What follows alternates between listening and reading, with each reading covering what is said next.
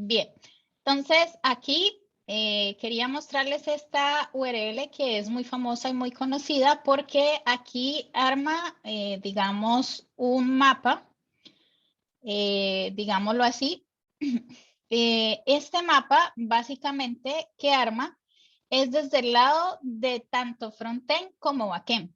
Entonces, desde el lado de frontend, que así fue como se fue orientando, digamos, el curso, donde menciona ciertas competencias que debe tener, por ejemplo, desde la parte de frontend. Entonces, él habla, por ejemplo, de que se debe saber qué es un HTTP, qué es un protocolo, que se debe conocer un poco acerca de lo que es Internet, que es una red, pero que a qué se le llama DNS, a qué se le llama un nombre de dominio, a qué se le llama un hosting, ¿sí? Se debe conocer, digamos, ciertas semánticas, ¿sí? Del HTML, ciertas validaciones y habla como una ruta que debe llevar desde el lado de frontend. Saber HTML, CSS, JavaScript y JavaScript, entonces él menciona unos links, ¿sí? Lo mismo que en HTML, que es lo importante saber de HTML, que es lo importante saber de CSS. Entonces él menciona de aprendizajes básicos, cuáles son como las etiquetas, los layouts, etcétera. También menciona dentro de esto el control de versionamiento, ¿sí? Que también por eso se incluyó en este curso, lo que fue lo del repositorio de Git. Existen otros repositorios que también se compartió una presentación donde se habla también del Bitbucket que se utiliza como un repositorio. El GitHub es básicamente un repositorio más académico, pero el GitLab es más profesional y el Bitbucket es también más profesional que se utiliza en las empresas. Por el Bitbucket hay que pagar. Se habla también desde el lado de frontend, los paquetes, ¿sí? Nosotros apenas vimos el NPM, que es uno de los paquetes que tiene el Node.js, pero también van a escuchar este paquete que es el YAR, ¿sí? Que también lo tiene Node.js. De los preprocesadores existen, de los que mencioné, y nosotros tratamos lo que fue el SAS, ¿sí? Entonces, si ustedes se pueden ver, frameworks que hay desde el lado de frontend, está React, está Angular, está Vue, ¿sí? Y con Angular es el que decidimos trabajar. Los componentes web, ¿sí? Y si ustedes ven y siguen bajando, hay un concepto de los service workers, WebSockets, ¿sí? Que esto es básicamente para trabajar aplicaciones móviles, ¿sí? Los famosos PWA, que vamos a ver si alcanzamos a ver un poco de tecnología móvil. Desde el lado de backend, que es lo que estamos empezando a trabajar, ¿sí? Entonces, desde el lado de backend, nosotros nos vamos a encontrar con muchas, digamos, tecnologías. Y una de las tecnologías que estábamos empezando a trabajar era con Node.js, ¿sí? Y a la misma vez, entonces, desde el lado de backend, sí necesitamos también un versionamiento, un control de versionamiento, pero necesitamos lo que son las bases de datos. Entonces, ¿cómo nosotros podemos guardar esa información? Podemos guardarlo en archivos planos o simplemente podemos guardarlo en bases de datos. Entonces, aquí muestra bases de datos relacionales. Dentro de las bases de datos relacionales está el PostgreSQL, que es muy parecido a MySQL. El que ustedes ven durante el taller de base de datos es Postgres. Está el MariaDB, Maria y MySQL, son muy parecidos. Está MSQL y está Oracle, que se trabaja más desde el lado empresarial. Están otras bases de datos que son no relacionales, ¿sí? Entonces se llaman NoSQL y esas básicamente se trabajan como si fueran documentos, ¿sí? Documentos en formato JSON. Y básicamente está MongoDB, ¿sí? Está el DynamoDB, que lo trabaja bastante Amazon, los servicios de Amazon. Está también Firebase, ¿sí? Que lo suele trabajar Google, aquí no está, pero lo suele trabajar Google y es el que más suelen usar porque su conexión es fácil y está en la nube. MongoDB, también está MongoDB en la nube. Y existen, pues ustedes pueden ver, CouchDB también es otra base de datos. Y existen otras bases de datos ya más robustas, ¿sí? Entonces, en esta parte y también, digamos, se aprende acerca de construir APIs, ¿sí? Que es la parte donde nosotros estamos haciendo la conexión entre frontend y backend. Entonces, en el API se llama algo que se conoce y lo van a ver mucho con la parte de servicios web. Cómo yo conecto mi frontend con mi backend. Yo lo puedo hacer sin tener, digamos, un servicio web. ¿Por qué? Por ejemplo, todo depende de lo que vaya a tener en el backend. Por ejemplo, yo puedo tener mi sitio en PHP. Entonces yo puedo mezclar HTML y PHP. Y puedo tener URLs donde en vez de hacer un llamado a una extensión .html, hago un llamado a un PHP. Pero para conectarme a la base de datos, yo no necesito hacer un web service realmente porque el PHP ya es un lenguaje desde el lado de backend. Y si yo tengo en el mismo servidor donde tengo el PHP, la base de datos, no necesito hacerlo. ¿Sí? Esa se diría, digamos, es como la estrategia más fácil, más simple y la que se utiliza de bajo costo y así funcionan a veces hosting. Por eso, cuando se utiliza, por ejemplo, los gestores de contenido como WordPress, que es uno de los gestores de contenido, que son muy conocidos porque agilizan mucho el desarrollo. Ya es un sitio que viene, digámoslo así, implementado. Es un gestor que permite crear notas o que permite crear, por ejemplo, la página web. A la misma vez, ya está hecho en PHP, tiene como su propio framework, me permite construir plantillas. Por ejemplo, si yo quisiera trabajar con WordPress, ¿sí? Desde ese lado, para que puedan mirar toda la estructura bien y cómo lo trabajo, para que podamos mirar.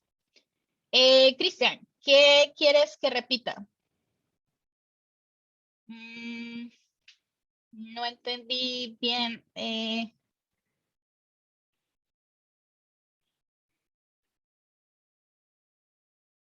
WordPress, wordpress.org. Entonces, WordPress es un gestor de contenido. Hay varios gestores de contenido. Está también Drupal. Drupal es otro gestor de contenido. Creo que es DrupalCon o Drupal.org. Vamos a ver si ya han creado Drupal.org. ¿Sí?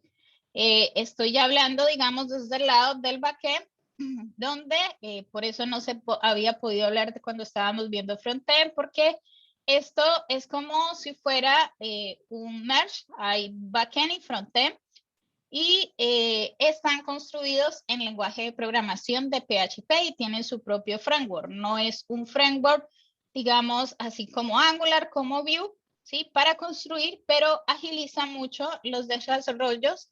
Si yo quiero hacer un sitio rápido, ¿sí? Que no me genere costo y que ya parto de una base, no parto desde cero.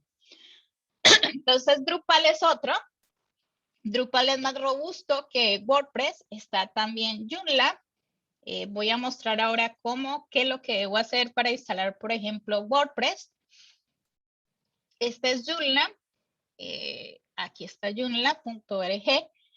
Joomla no es tan amigable desde el lado de backend. Es decir, todos tienen, digamos, una interfaz de administrador. Está completamente desarrollado, donde en el administrador yo puedo administrar el contenido, pero esa, digamos, no es tan amigable o no es tan, la experiencia del usuario no es tan agradable para interactuar con Joomla. Pero Joomla también se suele trabajar y estos básicamente son gestores de contenido, es decir, creo noticias o creo blogs o creo mi página, ¿sí? Con un contenido.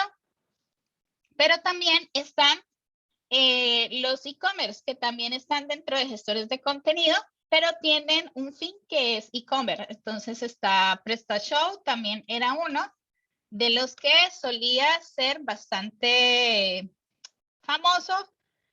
Ya casi no. Este es PrestaShow. Me olvidé, fue del sitio de PrestaShow. Bueno, y existen otra serie de e-commerce que luego ya hablaremos. Por ahora vamos a hablar de estos gestores de contenido, ya veremos de la parte de e-commerce para que podamos mirar ciertos parámetros que tienen los sitios e-commerce. Para esto, estos son desde el lado de gestores de contenido, ¿sí? Como les decía, la estructura cambia, ¿sí? Ya no parto de cero una aplicación, sino que estoy teniendo, digamos, ya una base. Ahora bien, ya tengo WordPress, por ejemplo, y quisiera probarlo para mirar qué es lo que contiene WordPress, qué necesito. Entonces, aquí tengo WordPress, ¿sí? Voy a descargarlo. Ahí le doy clic a algo. Denme un segundo, es que acá tengo todas las ventanas de Zoom. Y acá simplemente le digo obtener WordPress. Cuando le digo obtener WordPress, entonces él simplemente, lo puedo tener en un hosting. En este caso, vamos a decirle que vamos a descargarlo y es un archivo .zip que vamos a descargar, que este es el que estamos viendo acá. Ahora bien, si yo ya quiero tenerlo en mi equipo como tal, ¿sí? Mi equipo no funciona las veces de servidor, ¿sí? O sea, mi equipo es un equipo local, es una máquina local, pero yo puedo instalar unas aplicaciones que simulen, como hemos visto, ser como una máquina virtual o un servidor virtual, como fue en el caso cuando nosotros corremos Angular, ¿sí? Nosotros compilamos nuestro proyecto en Angular y él automáticamente lo que hace es cargarnos la IP o el localhost con un número de puerto. Entonces, en este caso, nosotros para probar, porque si no necesitaríamos instalar, digamos, un servidor, y un servidor requiere de ciertas características, ¿sí? O sea, si yo quiero instalar mi equipo como servidor, yo necesito instalar Apache, que es un servicio, y la que cumple del lado de que sea un servicio web, ¿sí? También debo instalar PHP, ¿sí? Porque está en un lenguaje de programación, y debo instalar MySQL porque WordPress está con MariaDB o MySQL, que ambos son muy similares, ¿sí? Como motores de base de datos. Para eso es para poder ahorrarme todo eso. Yo instalo algo que se llama SAM, que ya creo que lo había nombrado la clase pasada. Y SAM básicamente es un entorno pues popular que utilizan de desarrollo, donde yo ya tengo Apache, tengo MariaDB y tengo PHP. Entonces puedo montar un sitio. En este caso yo ya lo tengo instalado, ¿sí? Ustedes lo pueden instalar, ¿sí? Y desde ese lado vamos a estar trabajando, digamos, con SAM, digamos, lo utilizaríamos para trabajar sobre todo con una base de datos como MariaDB y con PHP. ¿Qué es Apache? Entonces, Apache, dentro de las definiciones que yo también presenté dentro del aula virtual, aquí comienzo a hablar de los servidores web, ¿sí? Porque los servidores web no todos vienen con Apache, ¿sí? No todos desde el lado del servidor web hay ciertas cosas que deben cubrirse. No todos manejan la misma arquitectura, es decir, no todos voy a tener en la misma base de datos, voy a tener el servicio de Apache. Dependiendo si es, por ejemplo, una aplicación muy robusta, yo puedo tener varios servidores. Entonces puedo tener en un servidor lo que es solamente el backend. En otro servidor puedo tener el acceso a los datos y simplemente puedo tener dos servidores en ese caso. O puedo tener un servidor de respaldo, que es como un servidor espejo, que en caso de que se caiga el sitio, el otro servidor va a respaldar o se va a cubrir las veces de que se caiga, ¿sí? Porque puede ocurrir eso. que por mucho personas acceden al sitio, ¿sí? Entonces ya ha superado el tráfico, ¿sí? Y lo que va a hacer es básicamente, digamos, tantas solicitudes se han hecho a ese servidor, puede ocurrir que se puede, digamos, caer el servidor, ¿sí? Sí, entonces puede caerse, pueden suceder problemas si están teniendo muchas solicitudes y supera más la capacidad de sus recursos que tiene, ¿sí? Entonces, lo que va a hacer es que se va a caer el servidor y en ese caso, pues la empresa, ¿qué va a hacer? Que se va a parar todo, digamos, entonces lo que hacen es respaldar también con un servidor tipo espejo, ¿sí? Que también se suelen utilizar esas estrategias. ¿Y eso cuándo lo utilizan? Empresas grandes, por ejemplo, empresas sobre todo como los que manejan gestores de contenido, como las empresas de comunicaciones, ¿sí? Por ejemplo, si es un sitio como el país.es, ¿sí? De España, ¿sí? Entonces, si es el sitio, que es un medio de comunicación grandísimo que siempre está ofreciendo noticias al público, ¿sí? Tiene que estar las 24 horas, digamos, de manera online ofreciendo contenido al público, ¿sí? Si se llega a caer, digamos, lo que va a hacer es que puede originar pérdidas de dinero porque gana por esto, ¿sí? ¿Cómo es su estrategia comercial? Ganan por banners, por clics, bueno, hay digamos también dentro de toda esta parte de desarrollo web, hay también una parte de marketing detrás de todo esto, ¿sí? Y ahí también incluye lo que es la parte de SEO, ¿sí? Posicionar el sitio en las primeras páginas del buscador. Bien, ya para hacer este array que había mostrado, entonces, ¿qué es lo que yo necesito? Instalar SAM. Yo puedo descargar SAM, aquí está SAM para diferentes sistemas operativos. Entonces, voy a abrir SAM, perdón. SAM aquí en Mac es un poco diferente. Entonces, voy a abrir el directorio de SAM. Aquí yo lo tengo.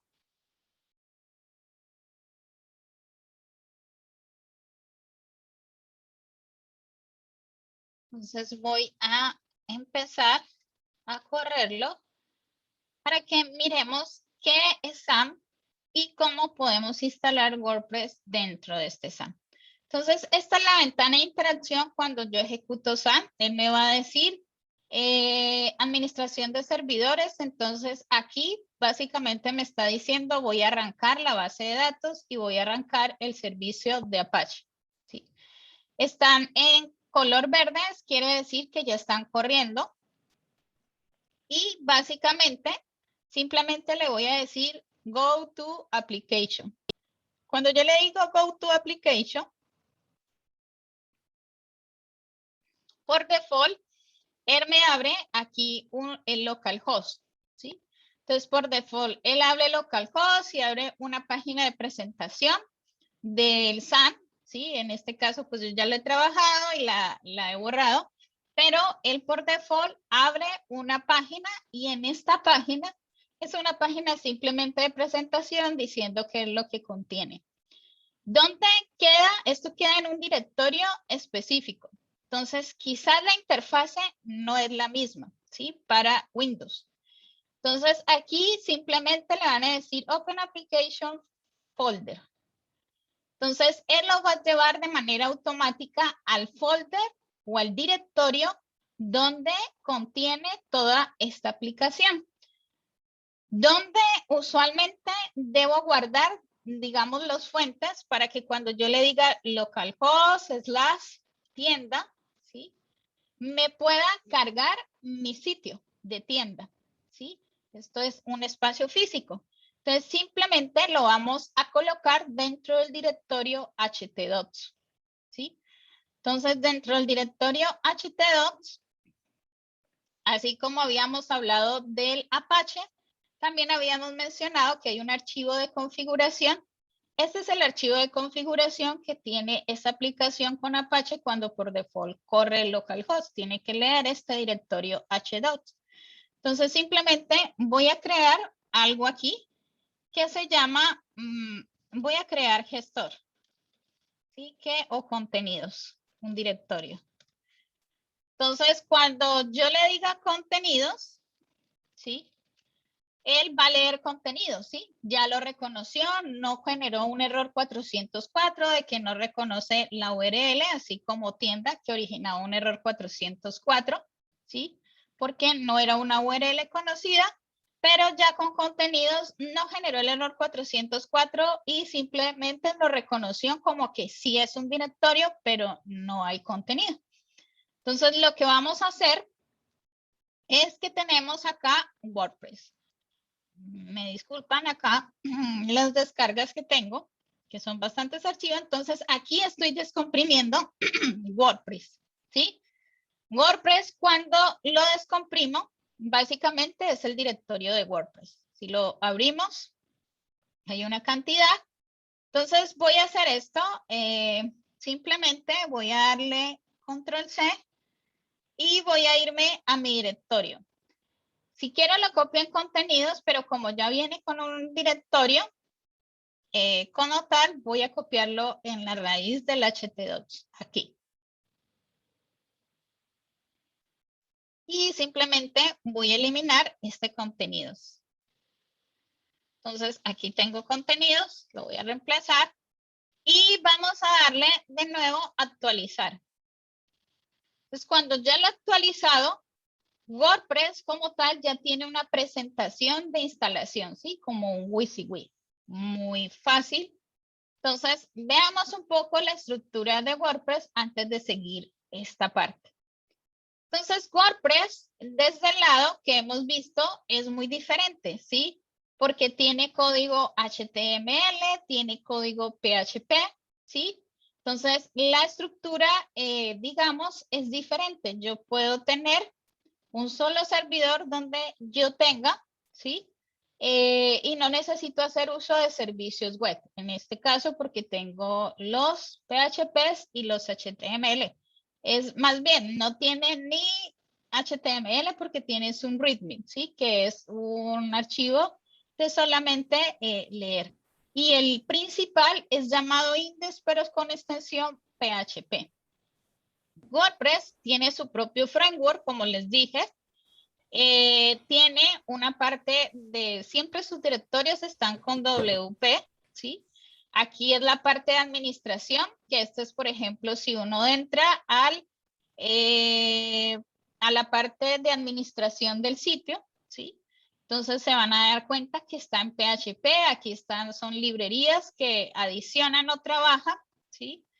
Si yo voy a adicionar, ¿sí? Está el WP Content, que básicamente es para instalar plugins y para instalar templates. Yo puedo hacer templates en la parte de temas, ¿sí?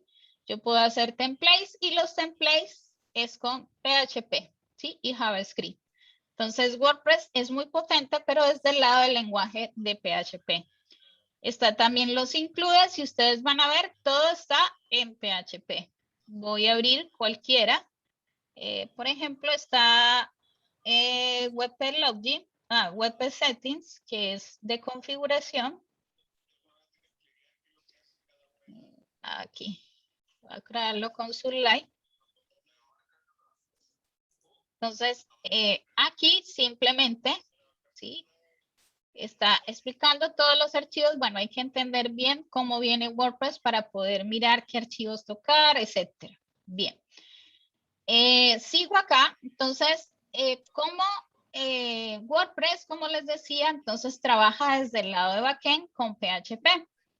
Pero también tiene una base de datos. Como les decía, trabaja con una base de datos. Inclusive aquí, cuando nos da la bienvenida, nos dice, antes de que usted empiece, nosotros necesitamos alguna información de la base de datos.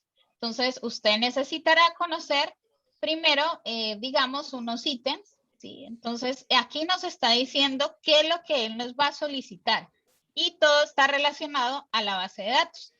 La base de datos con la que trabaja es MariaDB o MySQL.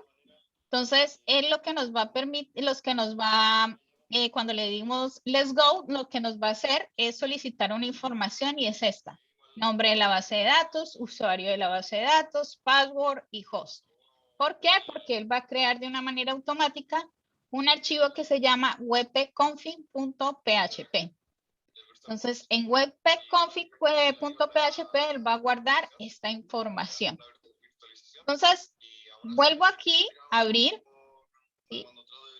Y vamos a decirle en la parte, cuando nosotros le estábamos diciendo, la parte, él tiene aquí MySQL, ¿sí? Entonces, para yo abrir la base de datos, normalmente está en localhost PHP Miami, ¿sí? Entonces, el PHP Miami es una aplicación que es como la interfase gráfica para entrar a la base de datos, ¿sí? Normalmente el PHP Miami es una interfase gráfica, pero cuando uno accede a una base de datos desde un servidor, que no, porque casi nunca los servidores están de manera física, uno accede es por consola en línea de comandos, y para acceder a la base de datos, porque no va a tener interfase gráfica ni nada, todo lo hace por consola, inclusive la base de datos, pero pues esta aplicación agiliza mucho esa parte. Entonces, en este lado, pues yo tengo PHP Miami que agiliza un poco. Entonces, aquí tiene una interfase que va a permitir, él se conecta con el motor de la base de datos que es MySQL, y lo que va a permitir, si ustedes ven, aquí dice servidor localhost. Bases de datos son todas las bases de datos que tengo. Entonces, yo puedo crear una nueva, ¿sí? En este caso, él me está solicitando, para yo instalar WordPress, me está solicitando el nombre de una base de datos.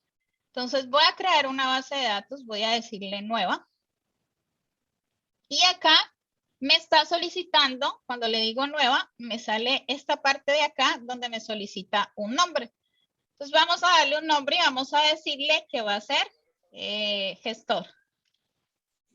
Y vamos a crearla. Aquí básicamente me dices con el formato, ¿sí? Esto es la parte de codificación. Simplemente le voy a decir crear. Entonces creo gestor. Viene una base de datos. Recuerden que una base de datos tiene tablas y las tablas tienen campos. Y cada campo puede tener su tipo. Entonces en este caso creé una base de datos que se llama gestor. Por default, voy a entrar en la base de datos, perdón, que se llama MySQL, que esta es propia y por default que viene de MySQL.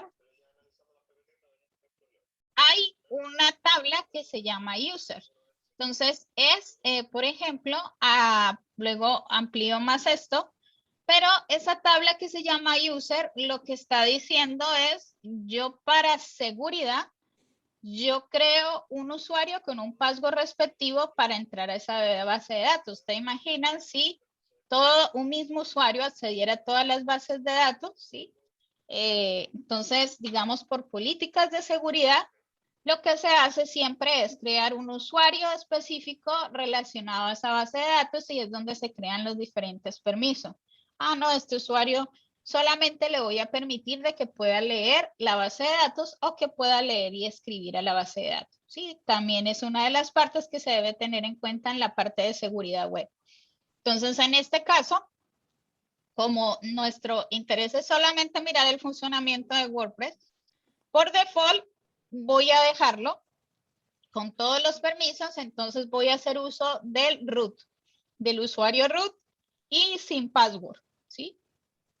Que pueda acceder a la base de datos. Entonces, en este caso, ya creé lo que es mi base de datos que se llama gestor. Entonces voy a decirle let's go. Y acá en let's go, entonces me va a preguntar por el nombre de mi base de datos. Entonces, por el nombre de mi base de datos, acá me va a preguntar el nombre de mi base de datos. Ya, alguien no estaba silenciado, creo que era Patricio. Bien. Entonces, en esta parte de acá, tengo que tener el nombre, en este caso, el nombre de mi base de datos es gestor. Entonces voy a colocar acá gestor. Voy a colocar el username, en este caso sería root, y el password sería vacío.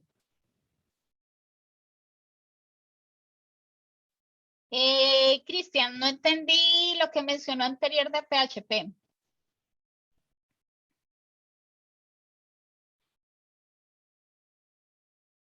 No sé, no recuerdo qué fue lo anterior de PHP que mencioné.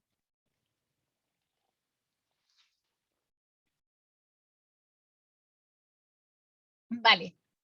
Si quieres ahora me la haces al final.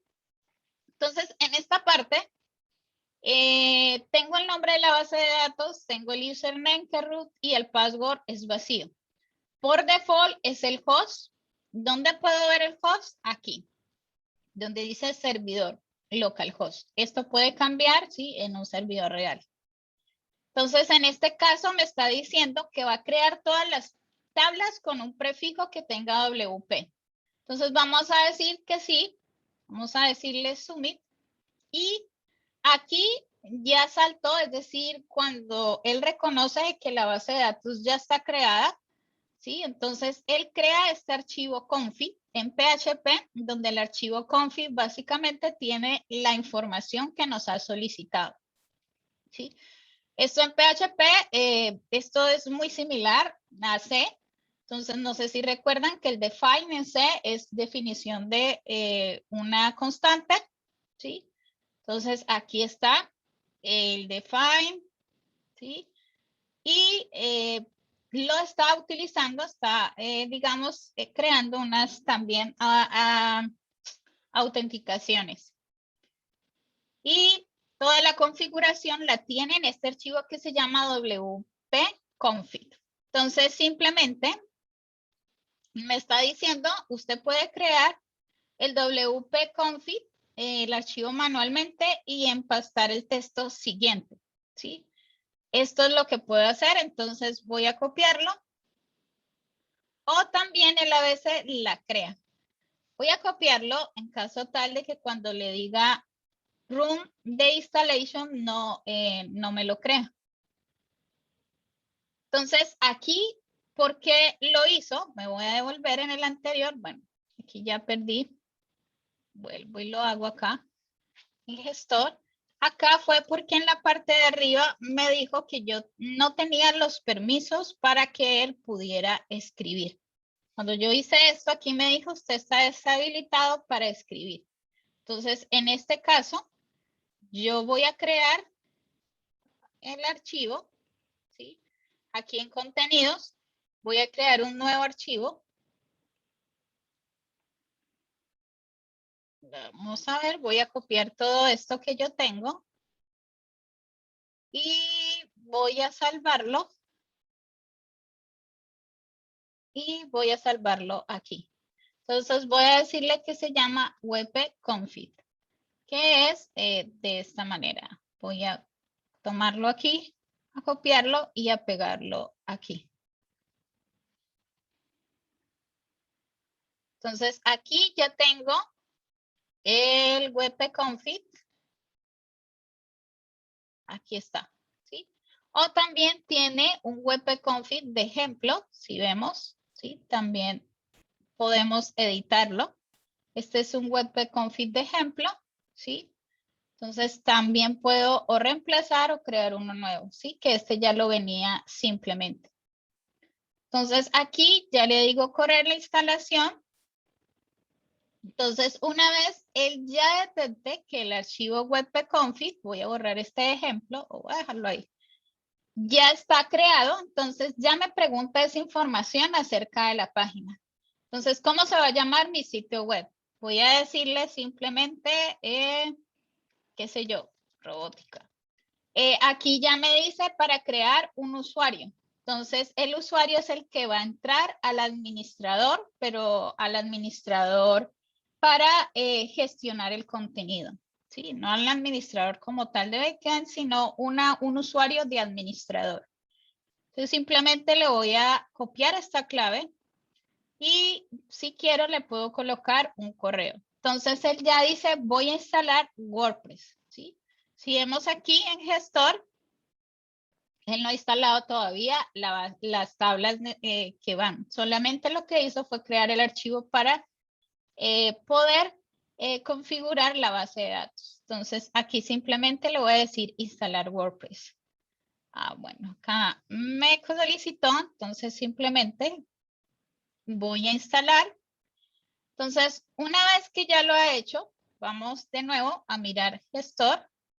Entonces, cuando entramos a la base de datos gestor, ¿qué vemos? Vemos que ya creó todas las tablas respectivas de WordPress. Como nosotros le habíamos dicho que instalara el prefijo, en la tabla el prefijo WP, entonces vemos aquí el prefijo WP, ¿sí? Que significa WordPress. Si quiero, pues yo le quito ese prefijo. Y estas son las diferentes tablas que instala WordPress. Simplemente lo que me pide es para loguearme, ¿sí? Entonces quiero mostrarles un poco. Esta es la clave que yo le había dicho. Entonces, este es el dashboard.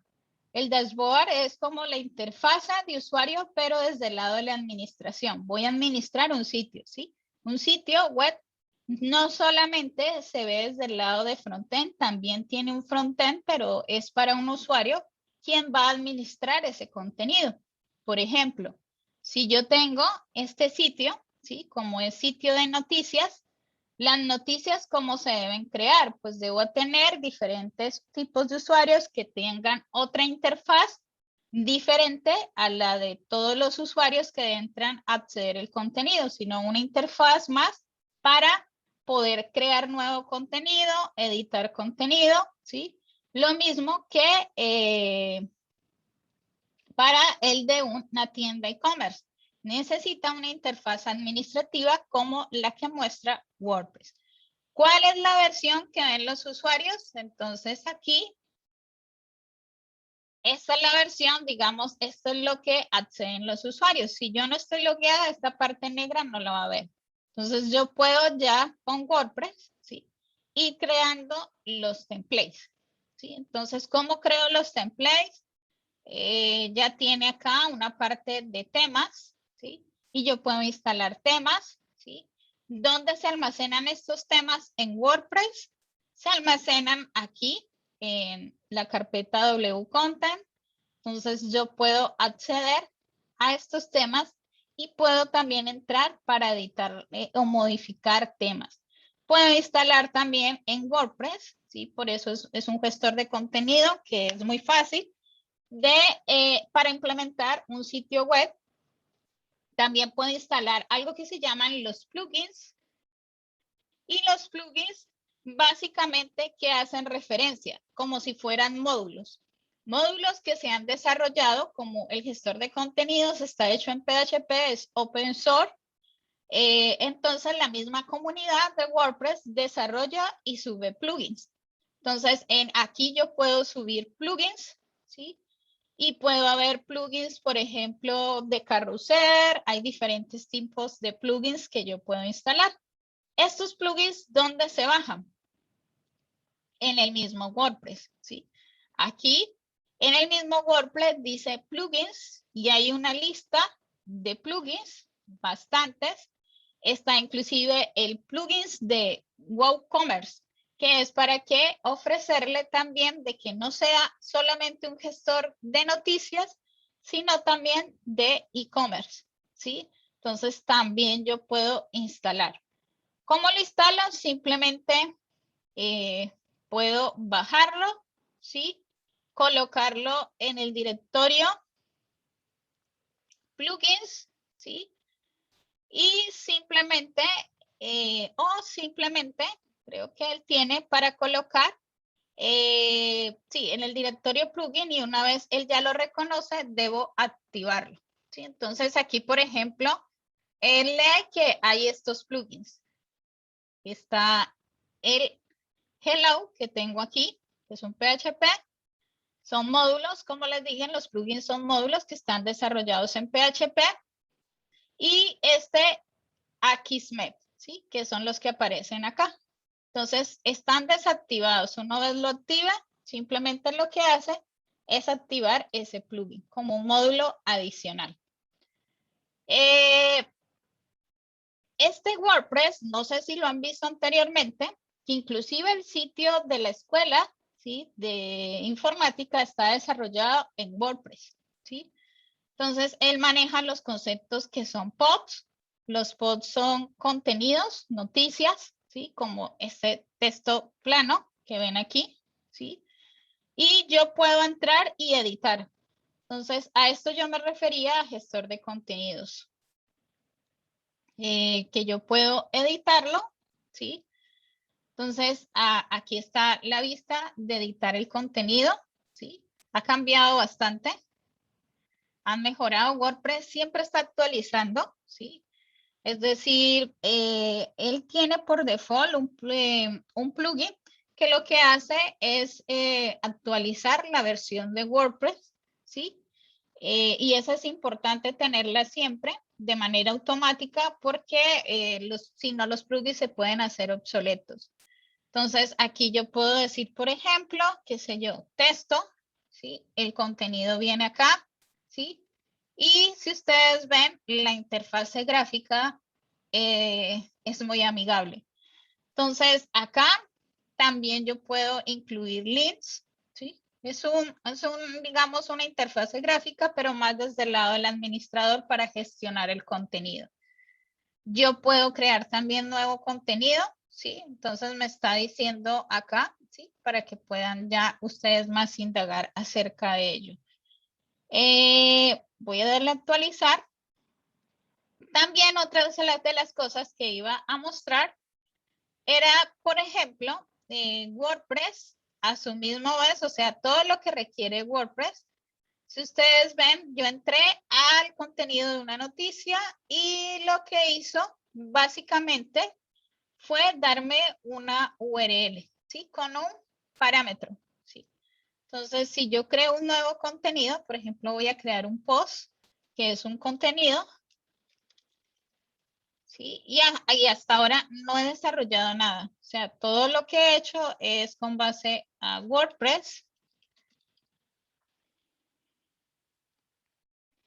Y esto es, voy a publicar. Creo que, y si ustedes ven acá, él me crea, bueno, voy a decirle que quiero ver el post. Sí, acá se llaman como si fueran tipo post las noticias. Me voy a devolver. Entonces, aquí está el contenido 2 y el texto que ya estaba. Las URLs, si ustedes ven, vienen parametrizadas con el ID. Es decir, si ustedes van acá, texto, es porque es el ID de esta noticia, ¿sí? Y contenido es el ID de esta noticia. ¿Dónde están estas noticias? Están dentro de esta tabla, en la tabla que se llama WP Post, ¿sí? Entonces, WP Post, si ustedes ven, tienen varios campos, tienen el ID. Entonces, este es el ID. Tienen varios campos que pues pueden ustedes luego indagar y él crea, digámoslo así, como una URL de esa noticia. Entonces, aquí está creando el link de esa noticia, pero yo también puedo instalar un plugin si yo quiero que no tenga este parámetro. ¿Por qué? Porque este parámetro no es adecuado, digamos, si yo estoy trabajando, posicionando mi sitio para la parte de SEO. Entonces ahí es donde aparece un término que no sé si lo han escuchado, que se llaman las URLs amigables. ¿Sí? Entonces las URLs amigables son aquellas URLs que sean fáciles de recordar para el usuario. ¿Sí? Así cuando uno entra, por ejemplo, busquemos otro sitio. A ver, paris.cl.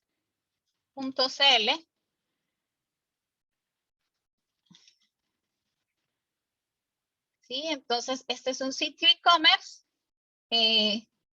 Voy a acceder y si ustedes ven, siempre las URLs están sujetas al contenido que voy a entrar, ¿sí? Eso también forma parte dentro de la ingeniería web y desde el lado cómo se construye desde el lado de backend, ¿sí? Para configurar estas URLs, que luego podemos hablar de ellas. Entonces, es lo mismo cuando yo entro, por ejemplo, qué sé yo, a cualquier categoría. Cada categoría está sujeta a una URL, ¿sí? Y nunca me está diciendo index.php o index.html, ¿sí? Sino siempre es la URL sin, como si fuera, por decirlo así, directorios, pero no son directorios, ¿sí? Entonces, es lo mismo. Si ustedes ven, aquí solamente ya estoy pasando un HTML con ciertos parámetros, ¿sí? Cuando ya dentro es al contenido específico, pero cuando dentro de una categoría, siempre en esa categoría se conserva de una manera que sea, digamos, fácil acceder con el nombre esté relacionado. Por ejemplo, si en la categoría camas europeas viene de la categoría padre dormitorio, ¿sí? Y acá viene, digamos, como un árbol, ¿sí? Eso es muy importante. Entonces, ya volviendo acá, de esta misma manera uno puede instalar plugins para que la URL sea relacionada con el título del contenido. Eso también se puede hacer, se pueden instalar plugins. No quiero profundizar más en ello. Y aquí se puede, digamos, crear básicamente un sitio web a partir de este WordPress. Entonces, existen, ya digamos, mi arquitectura cambió un poco, ¿sí? Ya era diferente a la como que veníamos trabajando, que era tener desde el lado de frontend, digámoslo así, un servidor diferente porque corríamos y compilábamos Angular y nos daban un localhost, 2 puntos, el puerto 4200. Y luego teníamos que arrancar y correr Node.js, ¿sí? Que es lo que vimos el ejemplo de la clase pasada.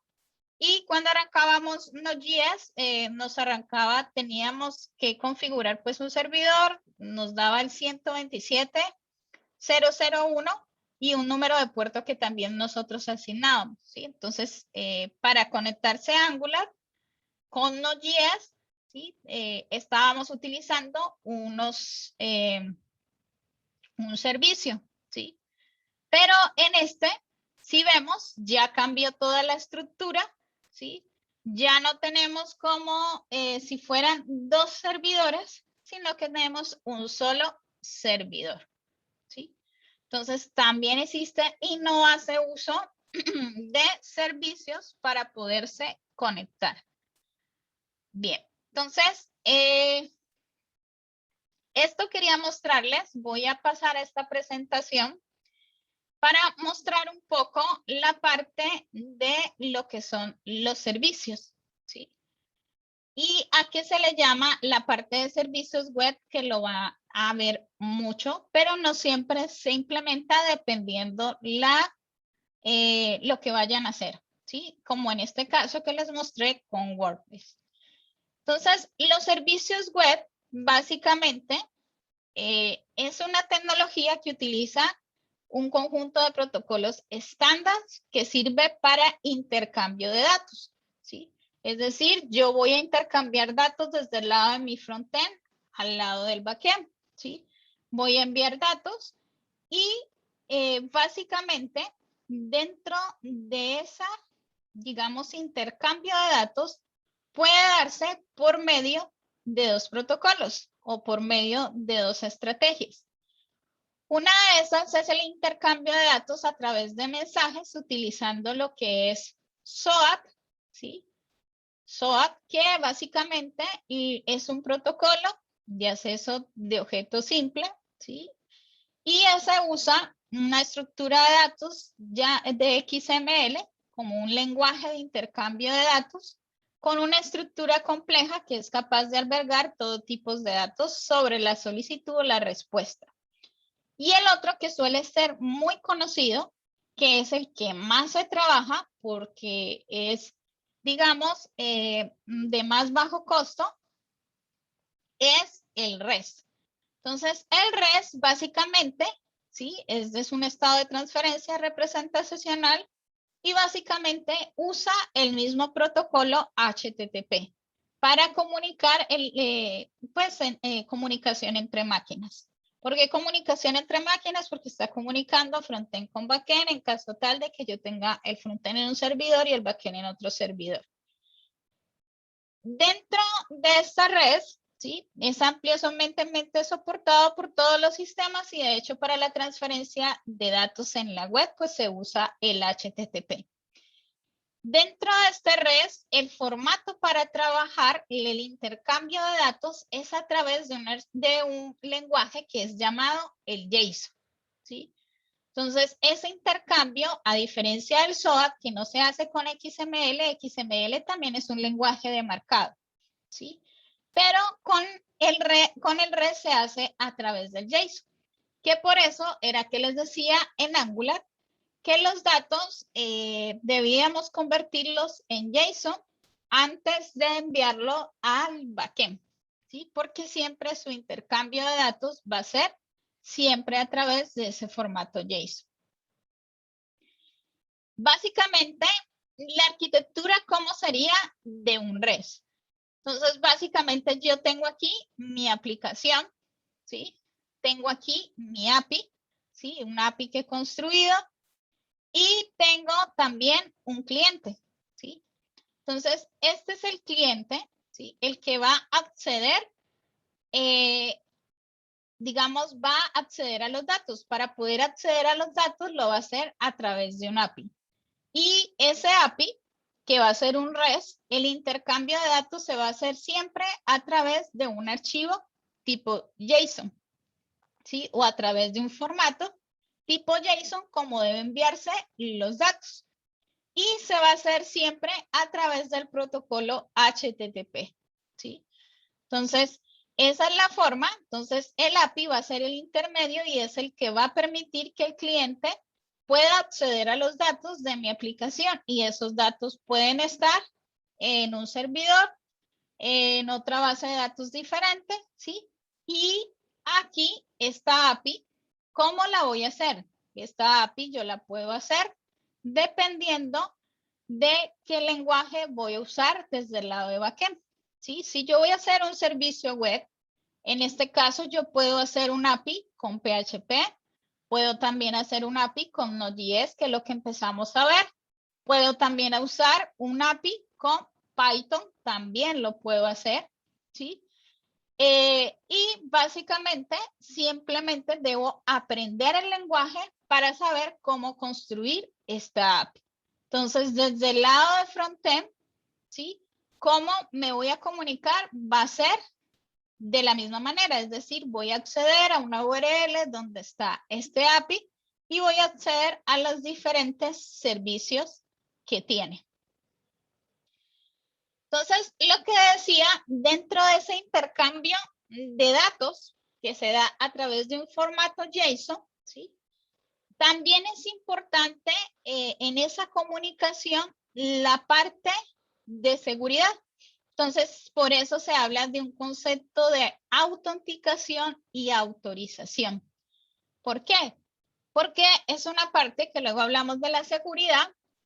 Si yo accedo a esa, ya dijimos que para acceder a una API es a través del protocolo HTTP, es decir, que va a haber una URL que me va a permitir acceder a esos servicios web. Si cualquiera puede acceder a esos servicios web, entonces alguien me podría hackear toda la información, la base de datos, etc.